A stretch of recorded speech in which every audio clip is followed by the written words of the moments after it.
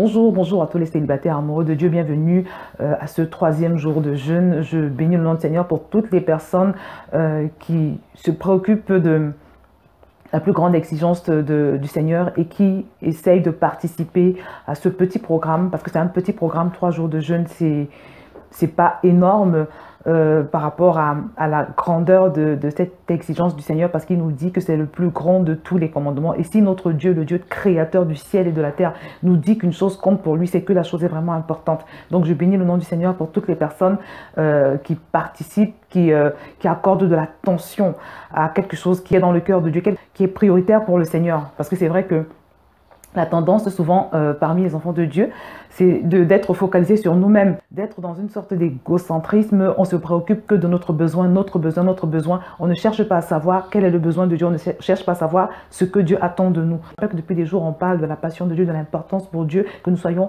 passionnés de lui, que nous l'aimions de tout notre cœur, que nous soyons des chrétiens bouillant, soit froid et pas tiède, parce qu'il dit dans sa parole qu'il vomit les tièdes.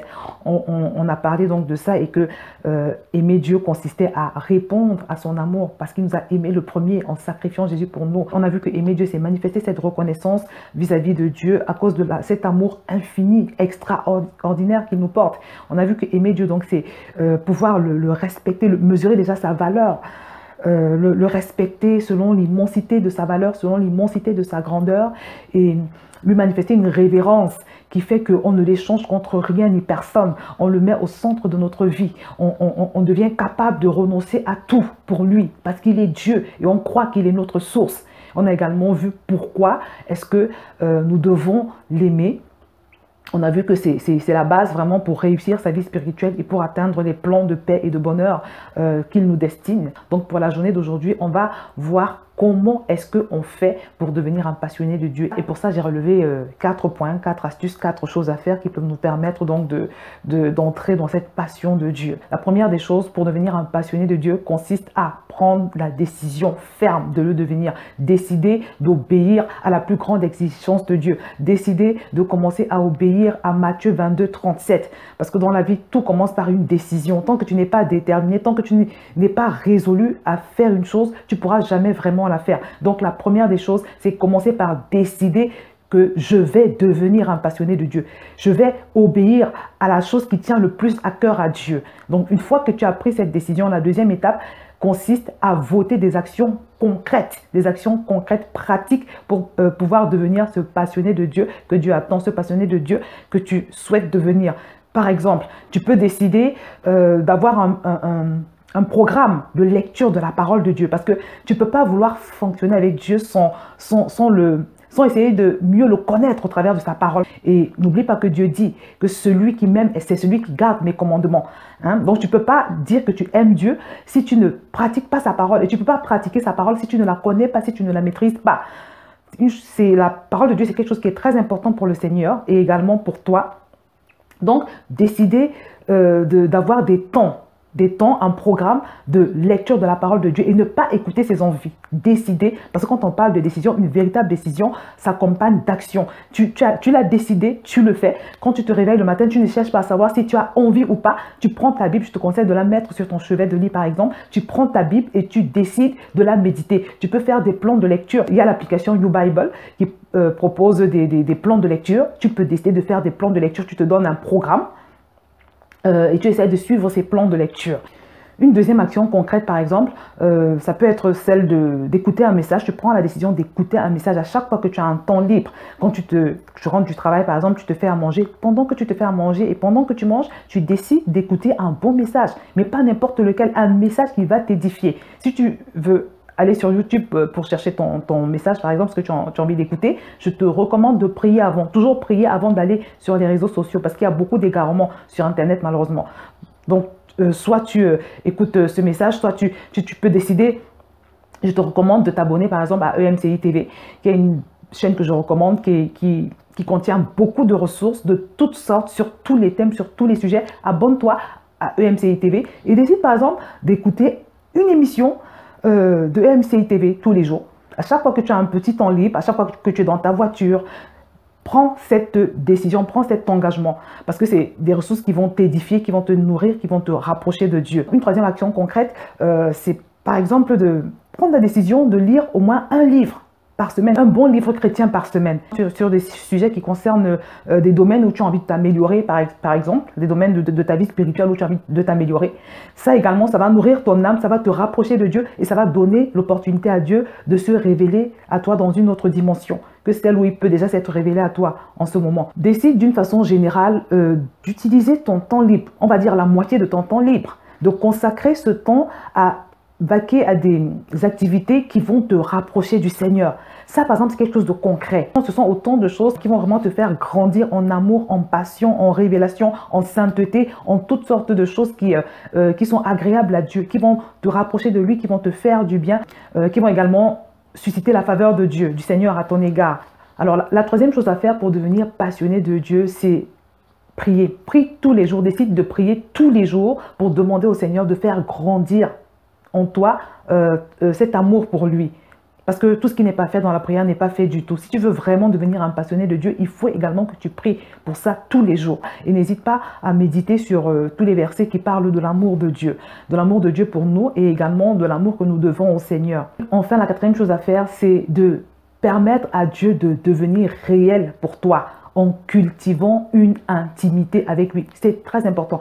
J'en ai déjà parlé plusieurs fois sur VTV. Je vous mettrai peut-être un lien de vidéo où j'en parle vraiment dans le détail de comment est-ce qu'on peut cultiver dans son quotidien un cœur à cœur avec Dieu, une intimité avec Dieu, une complicité avec Dieu, une dépendance vis-à-vis du Seigneur.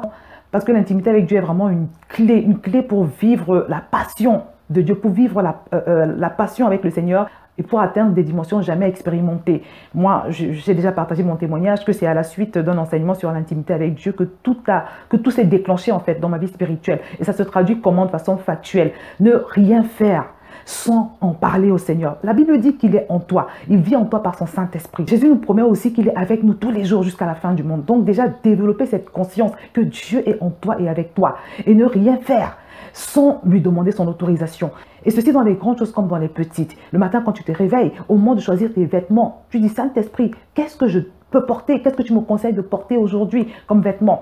Quand je sais pas, tu as fini ta journée au travail, tu hésites entre te rendre dans un restaurant ou aller chez ta belle-mère, chez ton ami, tu pries, tu dis, Saint-Esprit, qu'est-ce que tu me conseilles de faire? Dans tous les choix, dans toutes les décisions, prendre l'habitude de demander au Seigneur, prendre l'habitude d'être conscient qu'il est avec toi. Parce que si tu ne fais pas ça, il ne va pas le faire spontanément. Dieu ne pratique pas l'ingérence.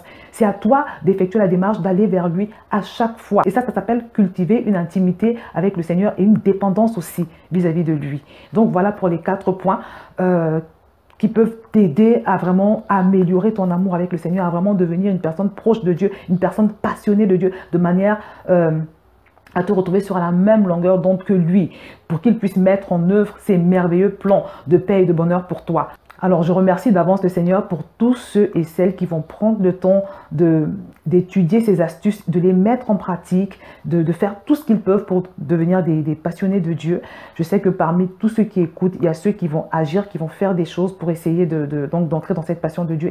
Il y a également ceux qui ne vont rien faire. Mais je voudrais juste vous préciser, et c'est là où je vais terminer, que la Bible nous dit que si nous avons de la bonne volonté, nous mangerons les meilleures productions du pays. Ce qui signifie que si tu fais preuve de bonne volonté, si tu fais preuve de détermination, le Seigneur va bénir tes efforts et il va te surprendre. On va quand même prier avant de terminer.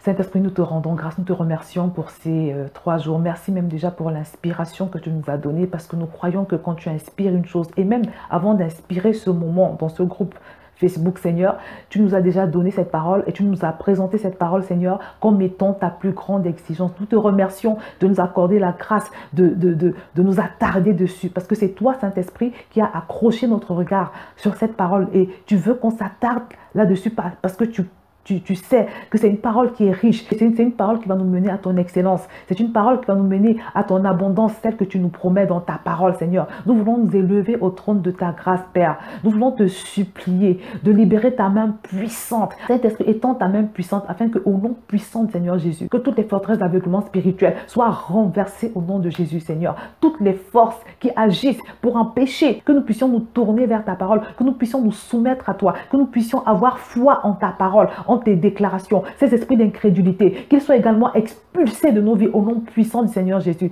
Seigneur, lève-toi, accorde-nous la grâce, délivre-nous de toute forme d'égocentrisme. Partout où il y a des courettes, Seigneur, nous prions que tu exerces ta touche, que tu exerces ta main, que ta main puissante, ta main bénie s'étend sur ces personnes. Seigneur, agis dans nos cœurs, agis dans nos vies. Nous voulons entrer dans tes plans parfaits. Nous voulons nous caler sur ton agenda, Seigneur, parce que nous croyons que tu nous réserves le meilleur. Alors touche nos vies, touche nos cœurs, Seigneur, touche nos émotions, transforme-nous, rends-nous souples là où nous en avons besoin, Seigneur. Touche nos cœurs, partout où il y a des cœurs de pierre, que ces cœur de pierre soit transformé en cœur de chair. Partout où il y a des courettes, Seigneur, nous prions, oh Dieu, que tu apportes la souplesse, que tu apportes la flexibilité, Seigneur. Parce que c'est quand on est flexible entre tes mains, c'est quand on écoute, c'est quand on a foi en toi, c'est quand on s'abandonne à toi, Seigneur, que tu arrives à tirer le meilleur de nous. Alors, Père, ne nous laisse pas tel quel. Agis dans nos vies. Étends ta main puissante, ta main libératrice dans chacune des vies des membres de ce groupe, Père, afin que nous puissions expérimenter la liberté et entrer dans notre destinée, celle que tu as prévue pour nous, pour chacun d'entre nous.